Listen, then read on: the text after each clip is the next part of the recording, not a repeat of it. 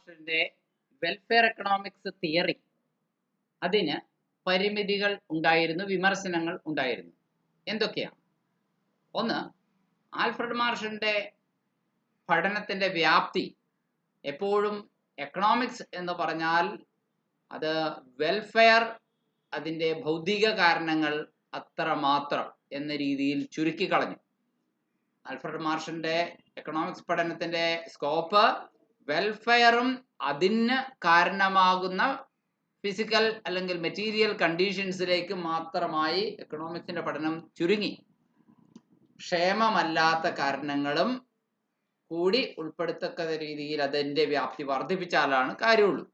കാരണം മദ്യത്തിന്റെ, മയക്കുമരുന്നിന്റെ ഉൽപാദനം ഭൗതികക്ഷേമം വർദ്ധിപ്പിക്കുന്നില്ലെങ്കിലും അതും സാമ്പത്തികമായ പ്രവർത്തനങ്ങൾ തന്നെയായിട്ട് വരുന്നു. അതിനെയൊന്നും ഉൾപ്പെടുത്താൻ പറ്റാതെ വരുന്നു. ഡോക്ടർമാർ, നിയമജ്ഞർ, അധ്യാപകർ എന്നിവരുടെ സേവനങ്ങൾ ഭൗതികമായ മെറ്റീരിയലായ ഒരു പ്രോഡക്റ്റ് ഉണ്ടാക്കലല്ല, പക്ഷേ അതും തീർച്ചയായിട്ടും സാമ്പത്തികമായി മൂല്യമുള്ളവ തന്നെയാണ്. അവയ്ക്കും സാലറിക്ക് ഡോക്ടേഴ്സിനെയും അധ്യാപകരെയും ഒക്കെ അപ്പോയിന്റ് ചെയ്യപ്പെടുന്നുണ്ട്. പണത്തിന്റെ മൂല്യത്തിൽ അവരുടെ ഉപജീവന മാർഗം നൽകപ്പെടുന്നുണ്ട്. തീർച്ചയായിട്ടും അതും സാമ്പത്തിക പ്രവർത്തനങ്ങളുടെ പരിധിയിൽ വരുത്തണം. പക്ഷേ ഇത്തരം കാര്യങ്ങൾ മനുഷ്യരാശിയുടെ ക്ഷേമം വർദ്ധിപ്പിക്കുന്നുണ്ടെങ്കിലും അപ്പോ ആ ആശയം റോബിൻസ് ഇങ്ങനെയാണ് പറയുന്നത്: ധനതത്വശാസ്ത്രം എന്തിനെ കുറിച്ചുള്ള പഠനമായാലും അത് ഭൗതിക ക്ഷേമത്തിന്റെ മാത്രം കാരണങ്ങളെ കുറിച്ചുള്ള പഠനമല്ല, മെറ്റീരിയൽ വെൽഫെയറിന് മാത്രമുള്ള കാര്യമല്ല എന്ന് പറയുന്നു. ഇനി മനുഷ്യരാശിയുടെ ക്ഷേമം വർദ്ധിപ്പിക്കാത്ത ധാരാളം സാമ്പത്തിക പ്രവർത്തനങ്ങൾ റിയൽ ലൈഫിൽ ഉണ്ടെന്ന് റോബിൻസ് വാദിക്കുന്നു. മദ്യത്തിന്റെ ഉൽപാദനവും വിതരണവും സാമ്പത്തിക പ്രവർത്തനങ്ങളാണ്. ഉൽപാദകന് ലാഭവും ഉപഭോക്താവിന് തൃപ്തിയും ലഭിക്കുന്നു. ലയണൽ റോബിൻസ് അതുകൊണ്ട് പറയുന്നു, നമ്മൾ വെൽഫെയർ ഡെഫിനേഷൻ ആൽഫ്രഡ് മാർഷൽ പറഞ്ഞതുപോലെ വെൽഫെയർ ഡെഫിനേഷൻ തന്നെ കടിച്ചു തൂങ്ങി എന്നിട്ട് കാര്യമില്ല. അതിന് ക്ഷേമം അല്ലാത്ത ഒരുപാട് കാര്യങ്ങളെയും കൂടി ഉൾപ്പെടുത്തണം. ഇങ്ങനെ പറഞ്ഞുകൊണ്ടാണ് ലയണൽ റോബിൻസ് അപര്യാപ്തത നിർവചനം അഥവാ സ്കേഴ്സിറ്റി ഡെഫിനേഷൻ എക്കണോമിക്സിന് നൽകുന്നത്. അപ്പോൾ എക്കണോമിക്സിന് നമ്മുടെ ആശയം അതാണ്. എക്കണോമിക്സിന് സ്കേഴ്സിറ്റി ഡെഫിനേഷൻ നൽകിയത് ആരാണ്? ഓക്കെ, ആൽഫ്രഡ് മാർഷലിന് ശേഷം ആൽഫ്രഡ് മാർഷലിന്റെ വെൽഫെയർ ഡെഫിനേഷന്റെ വിമർശനമായിട്ടാണ് നമ്മൾ സ്കേഴ്സിറ്റി ഡെഫിനേഷൻ പഠിക്കുക. അപ്പോൾ വെൽത്ത് ഡെഫിനേഷനുള്ള വിമർശനം നമ്മൾ കണ്ടത് അത് ആ വിമർശനമാണ് പിന്നീട് വെൽഫെയർ ഡെഫിനേഷന് കാരണമായത്. ആൽഫ്രഡ് മാർഷലാണ് വെൽഫെയർ ഡെഫിനേഷൻ കൊണ്ടുവന്നത്. അദ്ദേഹത്തിന് ശേഷം ആൽഫ്രഡ് മാർഷലിന്റെ ക്ഷേമ ആശയത്തെ പിന്താങ്ങാൻ വേറെയും എഡ്വിൻ കാനിനെ പോലെ ഉള്ള ആളുകൾ ഉണ്ടായി. എങ്കിലും അത് പൂർണ്ണതയുള്ളതൊരു നിർവചനമല്ല എന്ന് നമുക്ക് മനസ്സിലായി. കാരണം അതിന് പകരമായി മറ്റൊരാശയം മുന്നോട്ട് വയ്ക്കപ്പെട്ടു. ആ മുന്നോട്ട് വയ്ക്കപ്പെട്ട സാമ്പത്തിക ശാസ്ത്രത്തിന്റെ നിർവചനമാണ് അപര്യാപ്തത നിർവചനം. ഇത് മുന്നോട്ട് വെച്ച വ്യക്തിയുടെ പേര് ഓർത്തിരിക്കുക. ആരാണ്? Lionel Robbins. ലയണൽ റോബിൻസിന്റെ സ്കേഴ്സിറ്റി ഡെഫിനിഷൻ എന്നതാണ് നമുക്ക് പഠിക്കാനുള്ള പ്രധാനപ്പെട്ട ഈ ആശയം. ഇന്നത്തെ ടോപ്പിക്ക് തന്നെ സ്കേഴ്സിറ്റി ആൻഡ് ചോയ്സ് ഡെഫിനിഷൻ. ഈ ഭൂമിയിൽ മനുഷ്യ ആവശ്യങ്ങൾ അപരിമിതമാണ്, അതിന് പരിധിയില്ല. പക്ഷേ ഈ മനുഷ്യാവശ്യങ്ങൾ തൃപ്തിപ്പെടുത്തണമെങ്കിൽ വിഭവങ്ങൾ വേണം. We need resources to satisfy these unlimited human wants. ഈ അൺലിമിറ്റഡ് ആയ ഹ്യൂമൻ വാണ്ട്സിനെ സാറ്റിസ്ഫൈ ചെയ്യാൻ നമുക്ക് എന്താണ് വേണ്ടത്? What do we need? We need resources. അപ്പോൾ ഈ വിഭവങ്ങൾ ഇവിടെ ഒരുപാടുണ്ടോ എന്നത് ചോദ്യമാണ്. ഇല്ല. നമ്മുടെ മനുഷ്യ ജനസംഖ്യയുടെ പോപ്പുലേഷൻ വെച്ച് നോക്കുമ്പോൾ എല്ലാവർക്കും ആവശ്യങ്ങൾ തൃപ്തിപ്പെടുത്താനുള്ള വിഭവങ്ങൾ ഈ ഭൂമിയിൽ ഇല്ല എന്നുള്ളതാണ്. അപ്പോൾ പിന്നെ എന്താണ് ഒരു പോംവഴി? ആദ്യം ഇമ്പോർട്ടൻസ് ഉള്ള ആവശ്യങ്ങൾ മാത്രം തൽക്കാലം നടക്കട്ടെ, അപ്രധാനമായവ പിന്നീടത്തേക്ക് മാറ്റാം എന്ന രീതിയിൽ പ്രധാനപ്പെട്ടവയെ കണ്ടെത്തി അതിനെ തിരഞ്ഞെടുക്കുക, ചൂസ് ചെയ്യുക. ഓരോരുത്തരും അവരവർക്ക് പ്രധാനപ്പെട്ട ആവശ്യങ്ങളെ മാത്രം തിരഞ്ഞെടുക്കുക. എന്നിട്ട് ദുർലഭമായ വിഭവങ്ങൾ ഉപയോഗിക്കുമ്പോൾ പ്രധാനപ്പെട്ട ആവശ്യങ്ങൾ മാത്രത്തിന് വേണ്ടി എടുക്കുക. ദുർലഭമായ സ്കേഴ്സ് റിസോഴ്സസ് ഉപയോഗിക്കുമ്പോൾ ആ ഒരു പോയിന്റ് വളരെ പ്രധാനമാണ്. ഇതാണ് ലയണൽ റോബിൻസ് പറഞ്ഞ scarcity and choice definition. Scarcity എന്തിന്റെ കാര്യത്തിലാണ്? റിസോഴ്സിന്റെ കാര്യത്തിൽ. മനുഷ്യ ആവശ്യങ്ങൾ അപരിമിതമാകുന്നത് കൊണ്ട്, ഹ്യൂമൻ വാണ്ട്സ് അൺലിമിറ്റഡ് ആകുന്നത് കൊണ്ടാണ് ഈ സ്കേഴ്സിറ്റി സംഭവിക്കുന്നത്. ഒരു ആവശ്യം തൃപ്തിപ്പെടുത്തി കഴിയുമ്പോൾ തന്നെ അതിന്റെ സ്ഥാനത്ത് മറ്റൊന്ന് വന്നു കഴിഞ്ഞു. So economics is the study of how individuals, business, government and societies allocated their scarce resources to meet their unlimited wants and needs. വ്യക്തികള്, സമൂഹത്തിലെ സംഘടനകള്, ബിസിനസ്സുകാര്, ഗവൺമെന്റ് എല്ലാം അവരുടെ പരിമിതമായ വിഭവങ്ങളെ അപരിമിതമായ മനുഷ്യ ആവശ്യങ്ങൾ തൃപ്തിപ്പെടുത്താൻ വേണ്ടിയിട്ട് എങ്ങനെ അവർ പൊരുത്തപ്പെടുത്തുന്നു എന്നത്, അതാണ് എക്കണോമിക്സിന്റെ പഠനം എന്നാണ് ലയണൽ റോബിൻസ് പറഞ്ഞ സ്കേഴ്സിറ്റി ഡെഫിനിഷൻ. ഒരു ചോയ്സിന്റെ കലയാണ്. ലണ്ടൻ സ്കൂൾ ഓഫ് ഇക്കണോമിക്സിലെ ഇംഗ്ലീഷ് ധനതത്വശാസ്ത്രജ്ഞനായിരുന്നു ലയണൽ റോബിൻസ്. 1912 തന്റെ ധനതത്വശാസ്ത്രത്തിന്റെ പ്രകൃതത്തെയും പ്രാധാന്യത്തെയും കുറിച്ചുള്ള ഒരു ഉപന്യാസം എന്ന ഗ്രന്ഥം അദ്ദേഹം പ്രസിദ്ധീകരിക്കുകയുണ്ടായി. ആരാണ്? Lionel Robbins പ്രസിദ്ധീകരിക്കുകയുണ്ടായി. ധനതത്വശാസ്ത്രത്തിന്റെ പ്രകൃതവും പ്രാധാന്യവും വിവരിക്കുവാനായിട്ട് ദൗർലഭ്യ നിർവചനം, സ്കേഴ്സിറ്റി ഡെഫിനിഷൻ എന്നറിയപ്പെടുന്ന അദ്ദേഹത്തിന്റെ ധനതത്വശാസ്ത്രത്തെ കുറിച്ചുള്ള നിർവചനം മുൻ നിർവചനങ്ങളിൽ നിന്ന് വളരെ വ്യത്യസ്തമാണ്. അദ്ദേഹം പറയുന്നത് ഇങ്ങനെയാണ്: the scarcity definition of economics, സാമ്പത്തിക ശാസ്ത്രത്തിന്റെ അപര്യാപ്തത നിർവചനം. Economics is the study of how people allocate scarce resources.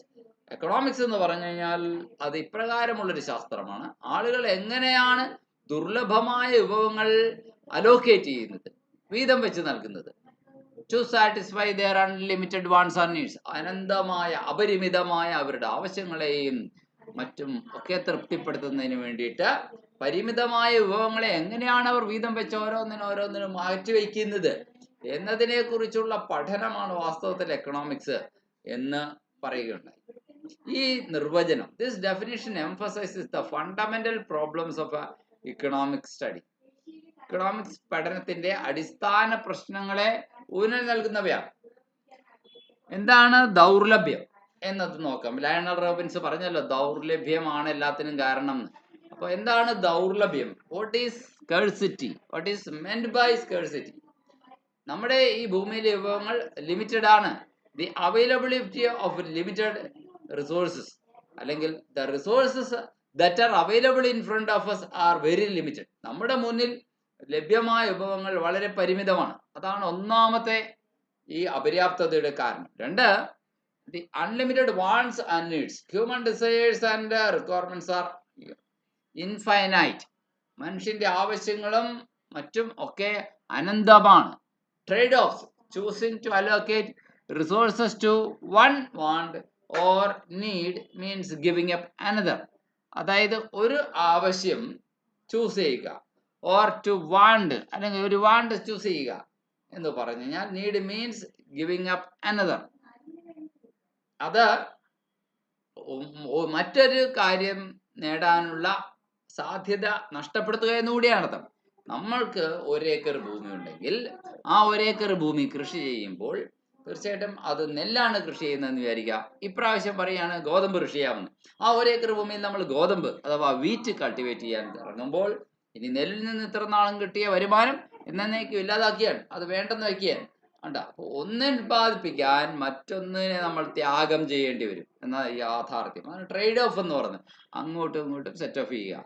The scarcity definition highlights the core economic concepts. ഈ അപര്യാപ്തത നിർവചനം ചില പ്രധാനപ്പെട്ട സാമ്പത്തിക ശാസ്ത്രത്തിലെ കോൺസെപ്റ്റുകൾ വിശകലനം ചെയ്യുന്നുണ്ട്. എന്തൊക്കെയാണെന്ന് അറിയാമോ? ഓപ്പർച്യൂണിറ്റി കോസ്റ്റ്, നഷ്ടാവസര ചെലവ് എന്ന് പറയുന്ന കാര്യം. The value of the next best alternative which is given up by us. നമ്മൾ ഉപേക്ഷിച്ച് കളഞ്ഞ, വേണ്ടെന്ന് വെച്ചാൽ തൊട്ടടുത്ത, ഇതല്ലെങ്കിൽ, ഈ പദ്ധതി ഇല്ലെങ്കിൽ, ഈ പ്രോജക്റ്റ് ഇല്ലെങ്കിൽ, ഇതിന് തൊട്ട് മുമ്പ് ഏത് പ്രോജക്റ്റ് നമ്മൾ സ്വീകരിക്കുമായിരുന്നു ആ പ്രോജക്റ്റ്, അതാണ് നെക്സ്റ്റ് ബെസ്റ്റ് ഓൾട്ടർനേറ്റീവിന്റെ വാല്യൂ. അത് നഷ്ടാവസര ചെലവിന് തുല്യമായിരിക്കും എന്ന് പറയാൻ ഓപ്പർച്യൂണിറ്റി കോസ്റ്റ്. അതുപോലെ തന്നെ choice, the decision making process of allocating resources. എന്താണ് ചോയ്സ്?